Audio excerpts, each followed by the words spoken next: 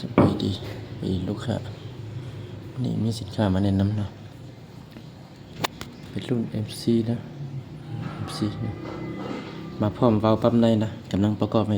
จะส่งให้ลูกค้านะมาพร้อมถังอลูมิเนียมเนาะถังอลูมิเนียม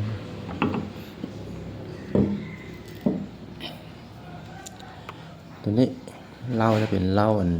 ทีเคฮ่องกงนะเหล้าอลูมิเนียมเหมือนกันนะมานำกล้องดิสโก้บริเวณนะดิสโก้นะ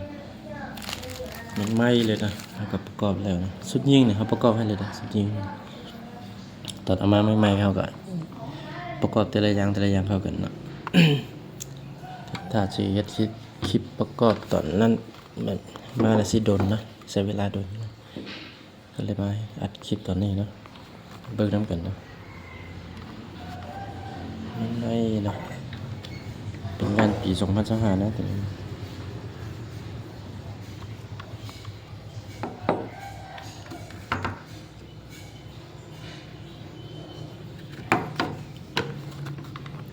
สิประมาณนี้เนาะ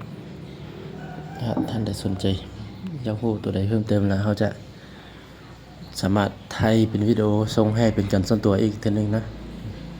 วาล์วปั๊มในนะวาล์วเซตพันนะทีนี้นะส่วนหลายก็จะนิยมตัวนี้เนาะวาล์วเซตพันนี่ถ้าท่านใดสนใจนะสามารถติดต่อหาเบอร์หน้าโปรไฟล์เขาได้เนาะ เนี่ยสินค้าเนี่ยมีรับประกันนะเราเนี่ยรับประกัน6 เดือนนะถ้าท่านบ่เฮ็ดเมี่ยงบ่เฮ็ดงอคดงอเนี่ยเฮาสามารถส่งยิงบ่ถึกเนี่ยเฮาสามารถส่งตัวใหม่ไปเปลี่ยนให้ท่านเลยเนาะอะไรอื่นเนาะกรณีฝากไปน้ำรถหาตกเฮียเสียตัวใดนะเฮาสามารถส่งไปให้ท่านคืนใหม่เลยนะโดยเฮาบ่คิดค่าเนาะบ่เอาเงินเองนะซะถ้าหากว่าท่านอยู่มอ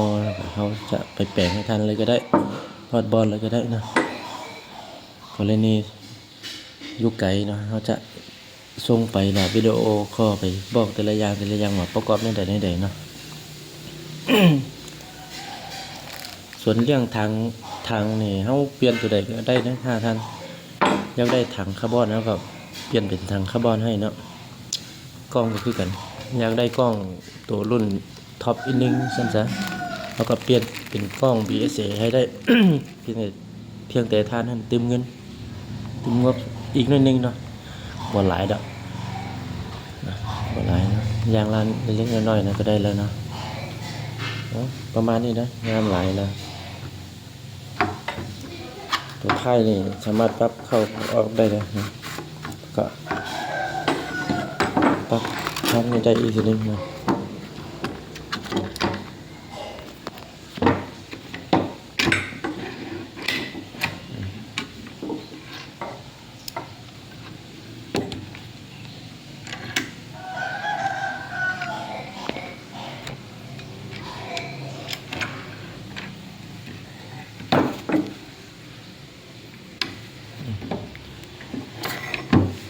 นั่นนะตัวนี้นะตรงยันไว้มันสีลุยสีอยู่นั่นน่ะ มีสปีเอาขอบใจหลายๆเนาะตื่นเช้าเลยเนาะ ตื่นเช้าได้เสียงค่อนข้างแห้งกินเบียร์สุดมื้อซิ่งเนี่ย